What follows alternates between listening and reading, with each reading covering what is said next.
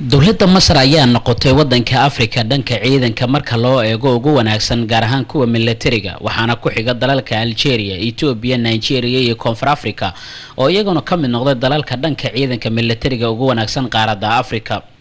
warbixin ay soo saartay hay'adda dunida u qaabilsan ogaanshaha awoodda ciidanka militariga ee GFP ama Global Firepower ayaa waxay ku sheegtay in dawladda Masar ay tahay dawladda Afrika ugu wanaagsan ciidanka militariga. waxyaabaha lagu qiimeeyay dawladda Masar oo ay ku gashay kaalinta koowaad ayaa ah in ciidamadeeda ay haystaan agab dhameystiran oo dhanka cirka, dhulka iyo badda ah. waxaa kaalinta labaad galay dalka Algeria iyadoo saddexaad ay gashay dawladda Ethiopia waxaana dhammaan ciidamada dawladahaasi laga qiimeeyay qalabka ay haystaan, awoodahooda dhanka cirka, dhulka iyo badda intaba.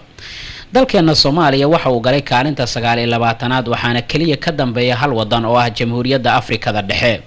wadamada ayaa waxay u kala galeen kaalmaha sida tan: kaalinta koowaad waxaa gashay dawladda Masar, labaad Algeria, saddexaad Ethiopia, afraad Nigeria, shanaad Koonfur Afrika, Angola, Morocco, Sudan, Libya, Democratic Republic of Congo, Kenya, Tunisia, Zimbabwe, Zambia, Chad, Tanzania, Uganda, South Sudan, Ghana, Cameroon, Mozambique, Niger, Ivory Coast, Mali, Madagascar, Gabon, Republic of Congo, Namibia, Somalia iyo Central African Republic ama Jamhuuriyadda Afrikada Dhexe.